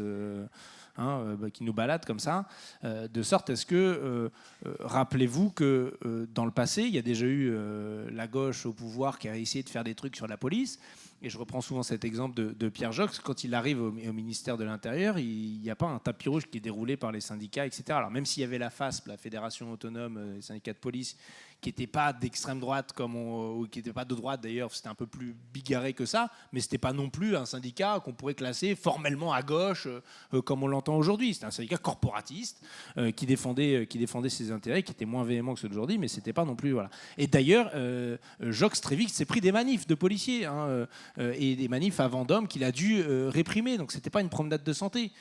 Et pourtant, quand vous discutez avec les plus anciens des policiers aujourd'hui, ils vous parlent de Pierre Joxe comme un des grands ministres de l'Intérieur. Ils oubliaient qu'il était socialiste avec François Mitterrand, avec l'armée rouge qui allait débarquer, les chars et tout ça. Tu vois, bon, c'est quand même, si je remets dans le contexte de l'époque, c'était pas trop le discours qui était entendu sur le ministre en question. Et vu d'aujourd'hui, on s'est dit ah bah tiens, pourquoi ? Parce qu'il a fait aussi des programmes de modernisation de la police, et que la police de proximité, les policiers en parlent avec nostalgie comme une forme de bien-être au travail et d'utilité au travail et même d'efficacité dans le travail. Et c'est ça qu'on doit renouer. Mais moi, je ne crois pas à notre force de persuasion, a priori vis-à-vis des policiers, en expliquant ça froidement. Alors, il faudrait peut-être qu'ils viennent plus, écoutent plus nos conférences, viennent plus aux amphis. Et il y en a d'ailleurs, je sais qu'il y a des policiers et policières qui sont à la France Insoumise, dans les autres organisations politiques du Nouveau Front Populaire. Donc il faut garder espoir là-dessus. Mais en tout cas, nous, on doit montrer cette direction politique et comment elle est efficace, et c'est à ça que sert à répondre le programme du Nouveau Front Populaire. Sur le narcotrafic, moi j'y reviens quand même un petit peu, parce que c'est pas juste... on se dit, tiens, bon, alors il y a plein de sujets sur la police, il y a le maintien de l'ordre, et puis il y a le narcotrafic, vous comprenez, c'est important le narcotrafic.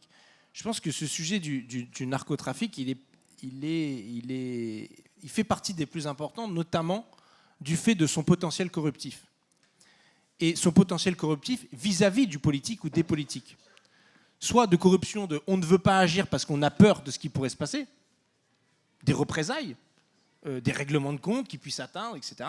Soit de la corruption plus active pour aider des trafiquants. Et il y a toujours même la tentation, y compris au sein de la très haute police judiciaire, de passer des deals finalement avec une partie des trafiquants plus raisonnables pour essayer d'attaquer les moins raisonnables.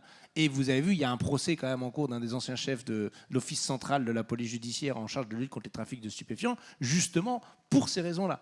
Parce qu'il s'était mis d'accord avec une partie des délinquants, des trafiquants, contre les autres. Et vous avez plein de films et de séries qui racontent ce genre de choses. Et non, c'est pas si romancé que ça. Ça existe vraiment. Et ce potentiel corruptif, il fait qu'à la fin, les citoyennes et les citoyens se voient aussi dépossédés du politique et de leur pouvoir de décider sur la suite. Si vos représentants sont eux-mêmes corrompus, c'est foutu, quoi. Je veux dire, du coup, c'est pas un petit sujet. C'est un gros sujet important de comment... parce que les narcotrafiquants exercent une forme de police privée sur leur secteur, sur leur territoire. Ils régulent les zones dans lesquelles ils sont. Donc, est-ce que c'est ça l'objectif on se dit, ah bah tiens, laissez-le, bon, je vais pas réussir à le dire, on va les laisser faire, au moins ça se passe bien. C'est calme, ouais, enfin c'est calme. C'est un peu comme au JO, quoi. Il vous sourit devant, mais derrière, faut pas trop aller voir non plus, quoi. Tu me permets un mot là-dessus? Oui. Sur le narcotrafic et le. La commission d'enquête que j'ai présidée, elle est née de Marseille. Les narcomicides, 80 meurtres, 80 crimes en 2 ans. Ça se passe aujourd'hui à Grenoble et Chirol, hein, ces jours-ci. Et on a vu prospérer partout en France ce type de règlement de compte. Parce qu'il y a de plus en plus de produits, 1000 tonnes par an qui arrivent sur les côtes européennes. Le produit crée son marché. Les réseaux cherchent des débouchés. Donc, guerre des gangs pour le contrôle des points de deal, plus la distribution, plus Ubershit et compagnie. Et du coup, ça paraît que quand on s'intéresse au dossier, on rentre sur la criminalité. Mais ce qu'a dit Hugo est extrêmement intéressant. Moi, je suis sorti de la commission d'enquête avec un sentiment très inquiétant de gangrène, de corrosion. Alors, on parle le poisson pourri par la tête, on parle du haut. Mais on a documenté, et ça avait d'ailleurs été documenté par le FAST, une corruption de basse intensité. Ce qui est effrayant, c'est que les 3,5 milliards à 6 milliards d'euros de chiffre d'affaires en France du narcotrafic, ça revient dans l'économie légale. On nous disait dans le sud de la France, 50%, ça repart BTP, hôtellerie et restauration, entreprises de sécurité, des boutiques éphémères. Et la corruption, c'est une corruption qui est parfois anecdotique. Et c'est ça qui est inquiétant pour les citoyens que nous sommes, c'est que ça passe sous les radars. Et d'ailleurs, quand on pose la question aux inspections générales de la police nationale, de la gendarmerie, ils sont un peu dans le déni, puis quand on les titille, c'est vrai, mais ça se voit pas. On se rend compte de la corruption de manière incidente. Une corruption très active, il y avait une affaire il y a 2 mois là, dans la région parisienne, trafic de plaques et licences de taxi. Un policier qui avait fait des milliers de consultations, consultations de fichiers, rémunérées 50 à 100 euros. Bon, ça ne se voit pas, c'est pas tracé, ça permet à la criminalité de prospérer, mais la société ne se rend pas compte et les institutions elles-mêmes ne savent pas le gérer. Après, il y a la corruption extrêmement importante. Il y a même, je me permets, genre, mais même plus grave, dans ce genre d'affaires, où des policiers ou des policières se sont fait rémunérer 100 balles ou 150 balles pour accéder aux fichiers, pour lire une plaque, pour en fait trouver une adresse qui a servi ensuite à permettre à une organisation criminelle de trouver l'adresse d'une personne à qui il voulait régler son compte. C'est aussi ça la finalité de ce genre de problématique. Et c'est pour ça qu'on se dit des fois, quand on nous dit il faut que tout le monde puisse accéder à tous les fichiers parce que c'est ça l'efficacité. Voir ce qu'on disait tout à l'heure sur la droite qui veut toujours des outils informatiques, parce que les outils informatiques, s'ils sont mal utilisés, effectivement, ils se retournent contre nous.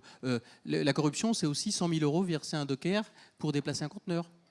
C'est aussi un cabinet d'instruction où un greffier peut faire tomber des pièces, des gens qui sont libérés. Donc cet aspect de gestion des troupes et de l'influence du narcotrafic, c'est effectivement un sujet qui est devant nous et il faudra qu'on s'en occupe. Bien, donc vous avez compris qu'il y avait beaucoup d'éléments évidemment à mettre en perspective sur ce qu'on voudrait comme étant une police efficace. Étant entendu que, évidemment, on ne peut pas passer à côté de la formation initiale et de la formation continue. On a besoin qu'il y ait au moins, moi je plaide pour qu'il y ait au moins 2 ans de formation initiale avant d'être sur le terrain, voire 3 ans pour aller peut-être dans des services spécialisés. On pourrait imaginer que ce soit 2 ans de formation initiale et une préaffectation dans un service et que la dernière année, vous la spécialisez en fonction du premier service dans lequel vous allez aller. On plaide, vous savez, nous, à la France Insoumise, pour même rattacher une partie, la police judiciaire à l'autorité judiciaire, comme c'est fait dans beaucoup de pays pour favoriser l'indépendance et éviter qu'il y ait l'exécutif qui ait les doigts dans ce genre d'affaires et qu'il y ait des remontées d'informations un peu trop rapides, voire des remontées d'informations tout court dans des affaires en cours. Donc il y a beaucoup de choses à faire. Et même juste revenir sur la réforme de Gérald Darmanin, comme on l'a mis dans le programme, c'est pas une mince affaire. Parce que ça rentre ensuite dans des niveaux de détail pour les gens qui sont, pour les agents surtout, femmes et hommes, qui sont les affectations de vos services, la prime que vous avez, le cycle horaire. Et donc il y a toute une mécanique aussi administrative derrière qui fait que ça leur a pris plus de temps que prévu, eux. Et d'ailleurs, on l'avait pointé en disant votre mécanique administrative va envoyer tout le monde dans le mur. Ça a été en partie vrai et en partie faux, heureusement, parce qu'on a mis le holà en faisant les missions qu'on a fait à l'Assemblée et au Sénat. Mais du coup, l'inverse est vrai. C'est-à-dire que le rétropédalage, c'est pas en un claquement de doigts qu'on va pouvoir le faire. Donc on a besoin quand même de à la fois changer l'orientation politique, jauger ce qu'on va pouvoir faire vite et ce qui va prendre plus de temps. La bonne nouvelle quand même, sous une 5e République telle qu'elle est aujourd'hui, c'est qu'on peut donner, en tant que ministre de l'Intérieur, on peut donner des instructions hiérarchiques à toutes ces troupes, à tous les agents, femmes et hommes qui sont sur le terrain, en disant demain on fait plus ça, demain on fait moins ça. Tout comme il peut faire demain on fait place nette, on peut dire demain on arrête les contrôles d'identité à tout crin. Voilà. Arrêtez de faire ça. Et ceux qui obéissent pas, ils se prennent un blâme en interne parce que la loyauté, quand on est fonctionnaire, ça fait partie des obligations comme n'importe quel fonctionnaire, n'importe quel service dans le pays. Et du coup, il faut aussi avoir le courage d'aller jusqu'au bout de sa réflexion. Parce que si vous ne mettez pas les sanctions derrière alors que vous avez dit que vous les ferez en interne, etc., etc. Donc les choses doivent pouvoir se tenir dans un ensemble qui doit garantir les libertés publiques. C'est quand même ça l'objectif et la Déclaration des droits de l'homme et du citoyen et c'est ce fameux article 12 qui fait qu'à la fin, on peut dire la police, selon nous, doit être un service public. Un service, du coup, au service des gens, ni au service du gouvernement, ni au service d'elle-même, ni au service même juste de l'autorité judiciaire, mais au service du peuple français. Et donc, quand on met sur ces perspectives-là, on peut se dire, bon voilà, qu'est-ce qu'on doit mettre en œuvre ? Là, ça donne les premières directions, même s'il y a encore beaucoup de travail à faire, évidemment, sur le sujet. Il y avait une petite question qui disait, est-ce que quand vous dites police, vous parlez des policiers ou des gendarmes, ou les deux, etc. Alors moi, à titre personnel, quand je veux parler des gendarmes, je vous dis gendarmes, et je vous opère la distinction. Mais sinon, effectivement, c'est vrai qu'on emploie souvent le terme police de manière très polysémique. C'est-à-dire les missions de police. Parce qu'effectivement, la gendarmerie fait des missions de police. Police administrative, de police judiciaire, etc. Même si elle s'appelle gendarmerie. Bon, c'est un peu pénible, c'est vrai, je l'accorde, mais c'est important et ça me permet de dire que, justement, de faire une transition sur les différentes missions. Ça a été dit tout à l'heure sur le continuum de sécurité. Moi, je me suis opposé au continuum de sécurité parce que c'est le continuum tel qu'il nous a été présenté. L'idée peut être alléchante, que les gens travaillent ensemble en bonne intelligence. Évidemment, moi, je suis pour que les gens ne travaillent pas ensemble et en étant complètement con. L'inverse, vous voyez, n'est pas vrai. donc l'idée, c'est pas ça, mais c'est que chacun soit bien dans ses prérogatives. Parce que le continuum de sécurité, c'était l'effacement des prérogatives de qui devait faire quoi, chacun dans son champ de compétences. Les policiers municipaux peuvent faire quelques missions de police nationale dans ce cadre-là uniquement. Et la police nationale va aider la police municipale dans ce cadre-là. Et la sécurité privée va pouvoir aussi. Et après, on ne sait plus qui fait quoi. Et c'est là où commence le drame, en fait, de qui fait quoi. Et à la fin, c'est sur ce drame-là que des missions, des organismes de sécurité privée viennent prendre une place qui n'est pas la leur, avec des objectifs politiques qu'on ne partage pas et qui ne sont même pas ceux de l'État, quand bien même ils seraient macronistes. Voilà. Donc il y a quand même un enjeu à bien rappeler qui doit faire quoi, à quel moment. C'est pourquoi moi j'ai plaidé, on n'a pas précisé dans le programme, il faudra qu'on aille plus loin dans la discussion, notamment sur la police de proximité. Quelle police de proximité on veut ? Moi, je suis, par exemple, pour qu'on incorpore les polices municipales, enfin tous ceux qui ont le grade de policier municipal et de directeur de la police municipale, qu'on les incorpore dans une police nationale de proximité, à la fois pour garantir l'égalité sur le territoire et en même temps qu'on puisse la mettre sous la double autorité du maire et du préfet. Parce qu'on a besoin quand même de déconcentration. La principale critique qui a été faite de la police de proximité sous Chevènement, c'était que c'était un truc qui tombait depuis Paris, qui n'avait pas forcément de lien avec le local et que les policiers appliquaient des doctrines qui ne correspondaient pas au terrain. Or, l'objectif de la police de proximité, c'est quand même de correspondre au terrain. Alors certes, avec un état d'esprit qui est celui de la désescalade, mais il faut correspondre au terrain. Donc il faut se donner aussi une marge de souplesse et de manœuvre et faire quand même confiance, en tout cas essayer de faire confiance aux élus locaux dans une perspective qui soit celle d'un service public, encore une fois, et pas celle d'une police du prince, fût-il local. Oui, tu voulais réagir, Claire, oui, sur la sécurité privée. En effet, ouais, sur la loi sécurité globale, où on a quand même vu un débat particulièrement inquiétant et alarmant, en fait, parce que heureusement, il y a eu des amendements, des oppositions, il y a eu aussi une mobilisation citoyenne, associative et syndicale sur un aspect de la loi sécurité globale, notamment le fait de pouvoir continuer à filmer les policiers même si ils étaient identifiés. Donc il y avait tout un débat sur est-ce qu'on peut continuer à filmer, diffuser, et il y avait la création de ces infractions de filmer les policiers. Mais il y avait vraiment, en fait, dans l'état d'esprit de cette loi, il y avait la volonté, en fait, de complètement privatiser et complètement, en fait, basculer la police nationale vers la police municipale et la police municipale vers la police privée, et donner, en fait, les mêmes pouvoirs, de pouvoir verbaliser, de pouvoir faire des procédures à la police municipale et à la police privée. Et donc, ce qui est, heureusement, voilà, ça a été à la fois débattu et amendé, et il y a eu des censures du Conseil constitutionnel, mais pour autant, sur la base de cet article 12 de la Déclaration des droits de l'homme et du citoyen, en disant bah non, en fait, ça doit être au service de toutes et tous, donc on ne peut pas donner certaines missions de police judiciaire à la police privée, mais on le voit là avec les JO. De la police privée est intervenue sur de l'encadrement, du maintien de l'ordre, des contrôles, sous prétexte d'un événement exceptionnel, mais on voit bien en fait qu'il y a vraiment cette tendance à vouloir absolument privatiser de plus en plus la police. Et on est sur voilà, cette envie de donner des missions à la police privée, et c'est extrêmement inquiétant parce que, comme disait Hugo, il faut absolument qu'on reste en fait sur les principes de la police au service de toutes et tous, et puis un contrôle de la police, et puis une déontologie de la police. Il y a un turnover incroyable en fait au niveau de la police, des agents de sécurité privés, et donc on aurait du coup une police qui serait sous contrat et qui pourrait ensuite utiliser éventuellement les informations, les données et les fichiers pour d'autres intérêts. Et d'ailleurs on a aussi ce glissement qui existe au niveau de la justice, puisqu'on a maintenant de plus en plus d'agents contractuels, puisque en effet, le budget de la justice est particulièrement important. Mais pourquoi ? Parce qu'il ne l'a pas été pendant des années et des années. Et aussi, une partie du budget de la justice est attribuée à la construction de prisons.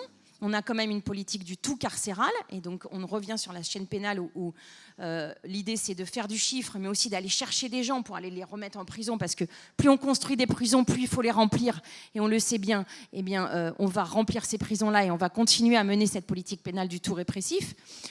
Et dans la justice également, on a cette tendance à contractualiser les missions du juge et à déjudiciariser. Et il faut absolument, en effet, que ce sujet-là fasse partie des débats. Quand on parle de la justice, on parle aussi de la privatisation. Enfin, quand on parle de la police, on parle aussi de la privatisation de la police et de la privatisation de la justice. D'ailleurs, c'est pour ça qu'il faut que cette police de proximité, ça ne peut pas être juste le slogan de dire on prend les mêmes policiers et on les met chacun dans un quartier et puis faites comme avant. Si on fait ça, on va avoir un problème, on va avoir à nouveau des problèmes. C'est-à-dire qu'ils vont passer leur temps à faire ce qu'ils savent faire, ce qu'ils ont appris à faire, c'est-à-dire faire des contrôles d'identité, ramasser des gamins et alimenter la chaîne pénale plutôt que de faire de la tranquillité publique et de faire baisser le niveau de tension. Donc on a besoin d'avoir une direction qui soit très claire, y compris sur la question du racisme systémique dans la police. Il y a quand même un rapport qui a été mis sous le tapis, commandé par Gérald Darmanin, qui fait la démonstration que non, c'est pas juste trois personnes par commissariat qui font n'importe quoi. Oui, il y a aussi 3 personnes par commissariat qui font vraiment n'importe quoi, mais c'est l'ensemble, c'est-à-dire l'omerta qui règne avec. Il y avait des questions sur le sujet, le fait que les collègues qui les dénoncent, ce soit eux-mêmes qui soient mis en cause à chaque fois, le fait que, bon, etc. Donc c'est ça qui fait système. On ne dit pas que tous les policiers sont racistes, fort heureusement, mais qu'il y a un effet de système qui fait ça. Et donc si vous ne changez pas ça et que vous mettez une police de proximité, vous pouvez même empirer le mal que vous pensez régler de la même manière. Donc il faut quand même bien en avoir conscience, parce que les sociologues de la police ont toujours dit que la police de proximité était une police qui avait davantage de contrôle social, en fait, en réalité, parce qu'elle était mieux renseignée, elle connaissait mieux les gens. Donc il faut bien, pas juste la méthode, mais changer aussi les objectifs politiques. Et moi, s'il doit y avoir une déjudiciarisation, c'est pour qu'il y ait moins de gens présentés devant la justice et que le policier puisse le gérer directement. Ça ne me gênerait pas, en l'occurrence, cette forme de déjudiciarisation-là, qui disent bon, je t'ai pris cette fois, la prochaine fois, tu recommences pas. Comme ça peut-être déjà pu certains vous arriver, vous faites contrôler sur la route, vous avez fait une connerie, grillé un feu, machin, c'est de plus en plus rare, c'est vrai, mais le policier qui vous dit bon, ça va pour cette fois, la prochaine fois, c'est net. Bon, surtout si vous êtes blanc, c'est plus simple normalement. Mais si vous n'êtes pas blanc, ça n'a jamais dû vous arriver, j'en suis absolument persuadé, malheureusement. Mais peut-être certains en ont fait l'expérience, donc on sait que ça peut fonctionner, et puis bon, bah, vous réfléchissez, vous dites bon, c'est vrai, j'ai fait une connerie, et vous recommencez. Pas tout de suite. Peut-être que vous recommencez, mais pas tout de suite. Si tu me permets un mot d'ailleurs sur la question de la police de proximité, la place des polices municipales dans l'architecture actuelle, un des sujets qui est extrêmement problématique, c'est qu'on voit qu'on est quand même loin du compte en termes de déontologie dans la police nationale, avec des instances de contrôle, IGPN, gendarmerie, GIGN, qui sont ni transparentes ni indépendantes, alors que ça existe dans d'autres pays, je pense à l'Angleterre avec un système IOPC, c'est un système extérieur, mais pour les polices municipales, c'est un désert abyssal. Il n'y a aucun contrôle de déontologie, à part les consignes politiques du maire qui les emploie, avec toutes les limites que ça présente. Et donc là, on voit qu'on a quand même devant nous un risque politique important. Donc on a besoin à la fois de cet objectif de police de proximité, de ne pas sortir de la police de réaction, mais on a besoin aussi de donner des consignes qui soient claires. Voilà. Et la consigne, et on le sait, c'est pour ça que les gendarmes, c'est intéressant. C'est là où on va pouvoir faire un vrai parallèle. C'est que les gendarmes, par construction, finalement, ils n'ont pas trop d'autres choix que d'être de proximité. Ils sont là à la caserne, ils vivent sur place, ils vont faire leurs courses aux mêmes endroits que les gens qui vont potentiellement arrêter, ils utilisent les mêmes services autour d'eux. Ce qui était le cas en fait avant dans la police. Il y avait une obligation d'habiter à moins de 20 km, je crois, au départ, puis après c'est 40, puis maintenant c'est plus du tout respecté de son lieu de travail. Et même les policiers réclament d'absolument ne plus habiter là où ils travaillent, parce que les rapports sont tellement conflictuels, et vous entendez souvent les syndicats dire oui, mais moi, il y a un collègue, ses enfants, ils se sont fait prendre à partie à l'école, etc., etc. Et c'est pas satisfaisant de faire ça. Mais en fait, les choses s'alimentent. Plus vous vous armez, plus vous mettez de la distance, plus vous mettez de la tension, plus ça vous revient à un moment où, en tout cas, vous générez de la tension et du coup, c'est compliqué, vous vous éloignez, etc. Le truc s'alimente. Et donc, la seule solution que vous entrevoyez là-dedans, c'est d'être encore plus armé, encore plus loin. Donc, c'est à nous de briser ce cercle-là et de l'argumenter et d'expliquer en quoi ce serait tout aussi efficace, si ce n'est en fait en réalité plus efficace que le système actuel. Évidemment, pour compléter tout ce qu'on se raconte, il ne faut pas oublier tout le volet judiciaire, pénal, répressif. Il y a eu des conférences les années précédentes sur le sujet, il y en aura sur les années suivantes, il y en a même quelques-unes à ces universités d'été là. Donc voilà pour avoir le tableau complet de ce programme du nouveau Front populaire qui donne la bonne direction en matière de sécurité. Et on peut s'en enorgueillir de ne pas avoir fait ce que, par le passé, je le dis, je déplorais. Moi, je n'ai pas passé longtemps en Parti socialiste, je suis resté 1 an et demi.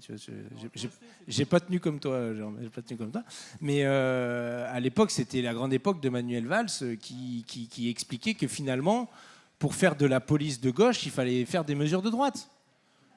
Et donc d'expliquer que la vidéosurveillance, le récépissé pour contrôler l'identité, c'était un programme. Jusqu'ici, ça se passait bien. Non, mais je veux dire, je suis content de se dire qu'on n'est pas en train d'esquiver et on n'est pas en train d'essayer de se justifier, mais d'expliquer en quoi on est convaincu que ça va être plus efficace ce qu'on raconte et d'affronter le sujet et pas de louvoyer.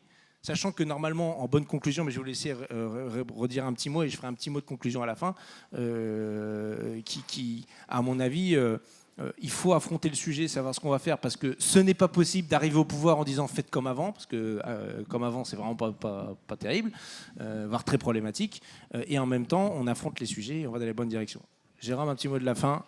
Merci, avant que vous n'alliez aux autres conférences. Je pense que vous avez compris qu'on était sur ce programme très dense et très affûté sur les objectifs politiques qui sont extrêmement importants. Moi, je le redis, c'est un sujet extrêmement important dans la vie électorale du pays. Il y a une attente de sécurité. On ne peut pas être dans le déni, mais il faut qu'on le fasse avec des valeurs de gauche. On les porte. Et pour rassurer tout à fait Hugo sur les bonnes orientations qu'on prend au Parti socialiste, je peux te dire qu'au Sénat, on est en train de déposer une PPL qui rétablit le récépissé. Donc, je te voilà rassuré. Bonne nouvelle alors.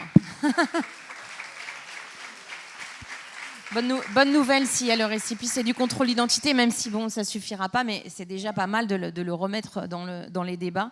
Et en effet, il faut aussi, sur la période socialiste, je vais mettre une couche moi aussi, il faut aussi faire très attention et je pense se mobiliser de manière massive quand il y a comme ça des périodes exceptionnelles en fait, où on a quand même eu un parti socialiste qui a eu peur et qui a mis en place l'état d'urgence, et ensuite on a eu des lois en fait tirées en fait de ces moments exceptionnels qui sont rentrés dans le droit commun. Et là c'est pareil, les JO, il faut absolument travailler dessus, vérifier ce qui a été fait et être particulièrement vigilant sur le fait qu'on a réussi, en tout cas la France a réussi à mettre en place ces JO-là avec un niveau en fait de répression jamais atteint et qui est d'habitude utilisé par des pays autoritaires.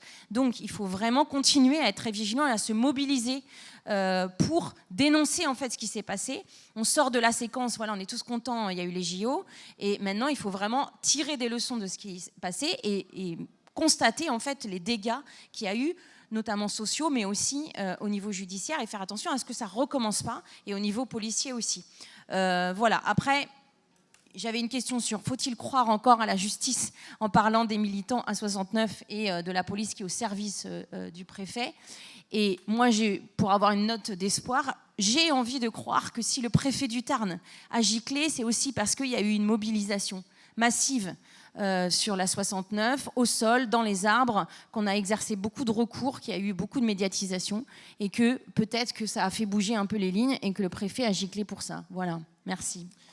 Pour vous donner le mot final de conclusion, tout ce qu'on vient de se dire là ne sert absolument à rien s'il n'y a pas le reste du programme politique que nous défendons. Je le dis avec la plus grande des sincérités, ce n'est pas la police qui va elle-même faire diminuer la délinquance et la criminalité dans ce pays. Il faut rester complètement lucide là-dessus. Et pourtant, j'y ai passé beaucoup de temps à vous dire ce qu'on s'est raconté là, hein, et Jérôme aussi. Mais à la fin, la vérité, c'est que si on ne fait pas diminuer le chômage, si on ne crée pas de l'emploi, si on ne fait pas la bifurcation écologique, si on ne partage pas les richesses...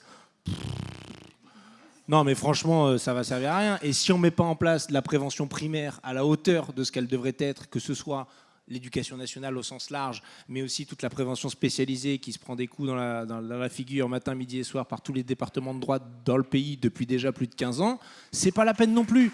Donc voilà, juste vous redire ça, on n'est pas...